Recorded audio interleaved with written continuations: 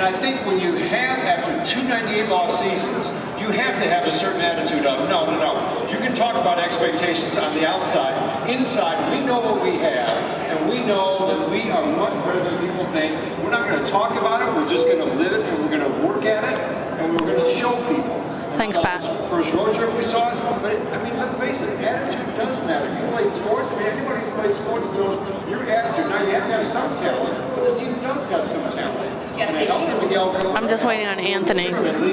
He's on the field, but obviously not starting yet. It's exciting. It really is exciting. Very exciting. Do some things this year, and I'm excited to see what they do. All right, so today's starting pitcher is Spencer Turnbull. What do you think is going through his mind for starting on such a big day?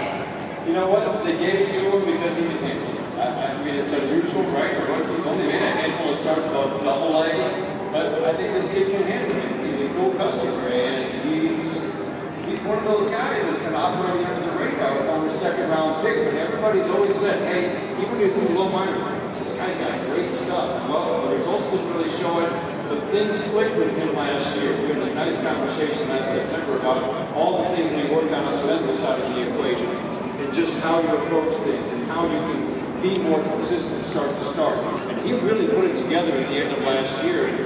Ron Gardner made it pretty clear right from the start. This guy's got some of the best stuff in camp. We have to find a way. Well, the Fuller injury opened that door. But this is a kid who I think, Jim Leland always said, I'll take talent. You know what? They can handle it. And this kid can handle it. He's got talent. And I think he's learning how to use it. And this is going to be really exciting. Because I think Spencer Turnbull's a guy that you're going to watch really grow over the course of this year. I'm excited to see him out there, that's for sure. All right, so you get to talk to Ron Gardner frequently throughout the season. What have you noticed about Gardy's style that really stands out? He's just the best. I mean, he really is, isn't he? He is. I mean, you have to have a certain level. This job demands so much in so many different ways, but it's about managing those personalities, maybe first and foremost, and learning how to connect with guys so you get the most out of them. And I think he enjoys that challenge, but he's got that personality that he can connect with people. Not everybody does, it's just who they are. He does. So you combine that with the incredible baseball knowledge, the willingness to learn. Great, we're live here at Comerica Park for opening day. I've got Anthony Fennick, and I'm not really sure who you brought on here, but we're going to figure it out. He brought his friend. I'm going to hand you the mic here soon, but hey, Anthony, just quickly, you know, aside from Brexit, the biggest conversation in the newsroom is your mustache. Yes. Mandy, I actually don't know what you're talking about, but I'm going to throw this over to me and Lou. He's my boy from high school, works at Channel 4. Yep. We're going to kind of bring it in here, opening day, Tigers, Royals. What do you think about my mustache? I think your mustache is very elegant. It's classy. It's not gaudy. It's just the right amount. It's perfectly trimmed right above the lip. That's the key. I love it. It's grown on me, literally and figuratively. And I'm sure the readers, listeners, watchers feel the same way. All right, opening day in Detroit, always a party. It's about, what, 35 degrees, give or take. The rain's supposed to hold off. We're praying it does because we don't want to come back here tomorrow. At least I don't. I'm running on like 2-3 hours of sleep. Just got here from LaGuardia like 2 hours ago. Tigers played, I don't want to say they played well this first week of the season, but they did what they had to do to win. And it surprises me that we're sitting here talking about a 4-3 team. Does it surprise you with the way that they haven't hit the ball at all? That's the big thing. It's because the way that they're winning the games. I don't think anyone really thought that the pitchers were going to come in and dominate 7 straight games. And you got good performance after good performance after good performance, and to get nothing from your hitting, practically nothing from your hitting, but some timely hits. You had Stewart hitting the timely home run, Beckham hitting the timely home run, and you walk away 4-3 on the road trip. It's crazy. Especially at Yankee Stadium, which is a tough place to play. And as I tweeted yesterday, the Tigers really ripped the hearts out of the Yankee faithful yesterday. They could not even muster a healthy "Let's go Yankees" chant late in the game. I think this is more of what you're gonna see from this team this season. They're gonna grind it out and grind it out. Got the coffee. I want to give a shout out to George Sipple, who I know is somewhere watching this. I've taken up his coffee habit, but they just stick in games, and it all starts with the starting pitching, though. Matt Boyd yesterday struck out 13 guys. The Yankees struck out 18 times, which is the most that they've ever struck out in a 9-inning game before. The Yankees have been playing baseball for a long time. So I think the biggest positive from this first week is the pitching. Now, another thing I wanted to mention, lost in yesterday's performance was Buck Farmer's 2 strikeouts. Ron Gardner comes out, he relieves Matt Boyd. Gardenhire, by the way, pushed all the right buttons this series against the Yankees, and one Yankees, let's call this person a source, said it reminded them of what Buck Showalter used to do to the Yankees back in the day.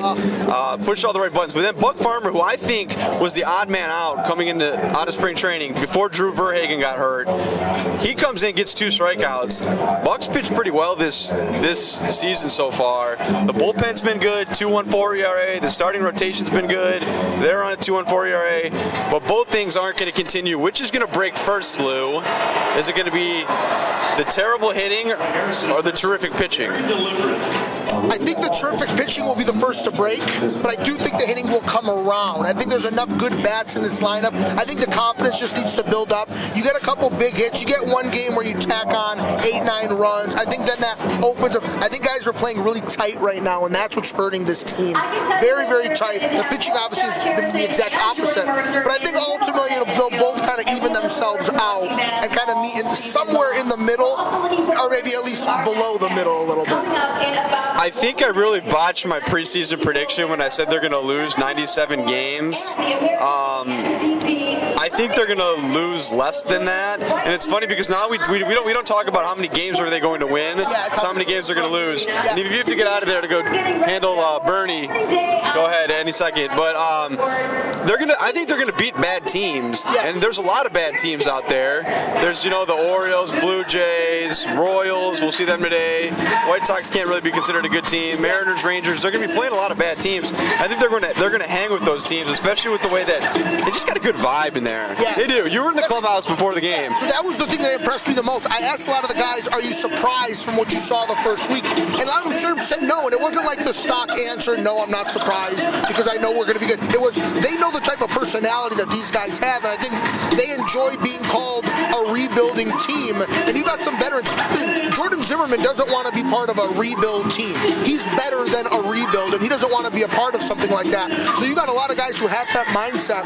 My question to you that I think a lot of people want to hear what you have to say is Jordan Zimmerman's value on this Detroit Tigers team just trade value? Or is he a guy that can be on this team and still be productive when the rebuild is complete? I think that's one for you to answer for everyone. Well, all right, see you, Lou. A little backstory. Lou's one of my best friends going back to high school. We worked together on the Purple Pulse at Woodhaven High School. On Zimmerman, look, the sun is shining at 65 degrees. We're very optimistic. The Tigers are 4-3, so I'm going to say that there's a little bit more value that he can bring to this year's team. But I do think if he's pitching the way that he has, at full health, Jordan Zimmerman can really pitch.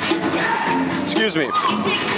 He's shown an ability to adapt to a few miles an hour coming off his fastball, and I do think there are going to be teams calling for him near the trade deadline. The same goes for Matt Boyd, and more likely than not, the Tigers are going to be out of the race at that point, and the front office is going to have to make some not so tough decisions because, look, if they can get a prospect or two, they're going to have to eat money for Zimmerman, but that's something that they would definitely do, I'd say, just to kind of aid this rebuilding process. But again, like I said a few minutes ago, I think they're going to be more respectable than people think. I think Ron Gardenhire is one of the best managers in baseball, and I think you hear that around the league, and you hear that from people who watch them this spring, saying, look, the Tigers are teaching their players baseball, where a lot of other teams are teaching their players launch angle and spin rate, and the Tigers are taking that into account as well. They've really beefed up their analytics, especially when you guys watch these games. I want you guys to pay attention to the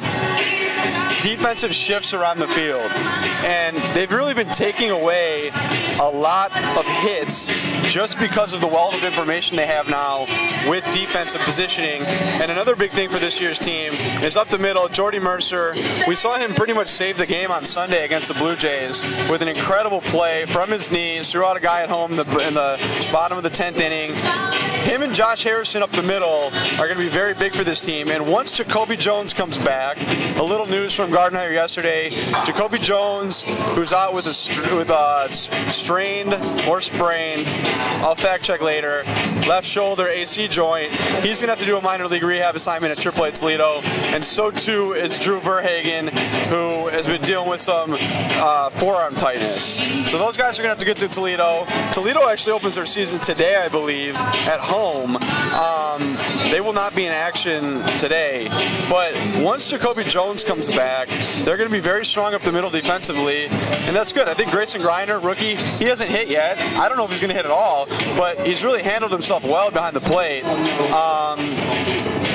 Again, I can't believe I'm sitting here at Comerica Park and we're talking about a 4-3 team right now with the way that they've scored, what, 10, 12 runs all season, more than 3 runs, 0 times maybe? I don't know, I should know these things, but like I said, it was a long morning, early morning. I think a big thing to watch today, though, is for all the top flight pitching prospects the Tigers have in the minor leagues, Casey Mize of the world, the Matt Mannings, Alex Faedos, they're all years away, but these Tigers are really the most exciting young player in this team is pitching today, and that's Spencer Turnbull. I have a little bit of a short feature story on him in the Free Press today, so check that out. Turnbull's just got a bunch of movement on his pitches, and he's a guy that Gardenhire liked so much that he wanted to get into the starting rotation, even if it was going to be a 6-man rotation. Michael Fulmer's injury obviously helped his chances big time, but Turnbull posted a 1.80 ERA in the spring. He definitely earned his position, and I think he's a good pitcher. And if you rewind to last October in my season-ending memories column, I said I had a good feeling about him. So that's where the Spencer Turnbull bandwagon begins. So you guys can all get on and on. I mean, he's just got a lot of movement, throws low 90s, but he's starting to learn what to do with that movement. And I thought the interesting thing is that his dad, Jim, still catches him with all that movement. Sometimes he takes balls off the shin, sometimes he moves away, out of the way, jumps off the bucket. But I thought that was kind of a cool story. As far as today goes, guys, it's freezing out here. I can see it in Mandy's eyes. I made her stand out here for about 10-15 minutes while I was stuck in parking getting here. Hey, even the Tigers did not take. Even the Tigers decided to cancel their batting practice because it's so cold. But it looks like the Royals. But the Royals are coming out here, which is kind of a. They're making a little bit of an early season statement. Right. Look at that. It's freezing, and if you're live streaming from Vegas, I would definitely put money on the under, since Major League Baseball has so embraced their new gambling guidelines.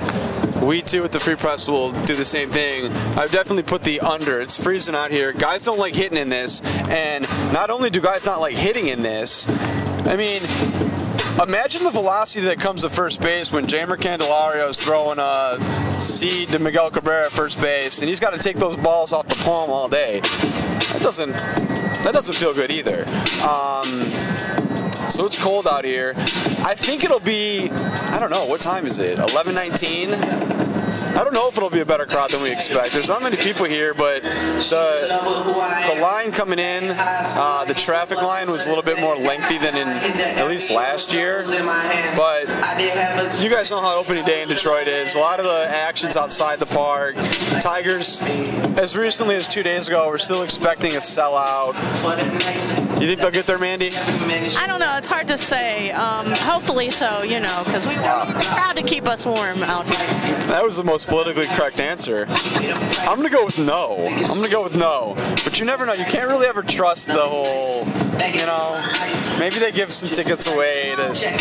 Parking's kind of become an issue now with all the development downtown Detroit. So I'm just wondering if that's off-putting to some people. Well, you know what I think is going to be an issue today? And it'd be good for one of maybe our Free Press photographers to check this out. I think there's going to be very long lines getting into the stadium because they went to the paperless tickets this year. You have to get in with your iPhone, Android. You can't even get in with a flip phone. I think that's going to create some significant delays getting into the game. And also, if you brought a backpack, they're not going to let you in with it. So those are two things to kind of note this year. And the backpack thing, I think that's been widely adopted around Major League Baseball. It does look like the Royals, who are manly men, are going to take batting practice out here. To reiterate, I predicted the Tigers would lose 97 games. I think I was a little high in that. Very impressed with the first week of the season, though. They stuck in games. They got a couple timely hits. Starting with Jamer Candelario on opening day. Dustin Peterson 2 nights ago. That was a great story, especially because it's kind of a boring game in the Bronx, and all of a sudden Peterson gets his first career hit, an RBI double in the 9th inning of a tie game against Aroldis Chapman. That was cool. And then yesterday, Gordon Beckham, his first home run in 2 years. But again, it all comes down to the pitching. I mean, I don't want to say the Tigers are going to go as far as their pitching takes them, because I don't think that their pitching's going to take them very far. I think they have a lot of depth issues, especially in the starting rotation. And there will be attrition along the way. Michael Fulmer was a big blow in spring training, but there will be more big blows. Hopefully not as big as that, but can you zoom in on my fingers? Are they blue yet? Am I exposed to frostbite? Your coffee is cool. Do with my coffee. That's for you, George. This is an indication there's not many fans sitting yet, right? Usually there's more fans. Man, do you remember the heyday when they'd be announcing guys like Justin Verlander, JD Martinez, Justin Upton, how things change in a year's time. But what doesn't change is the passion for these Tigers fans. I mean, I popped into the gas station earlier. There were 2 people that were wearing Tigers gear. The workers were wearing Tigers gear. It's just an event down here. You see all the bunting around the stadium.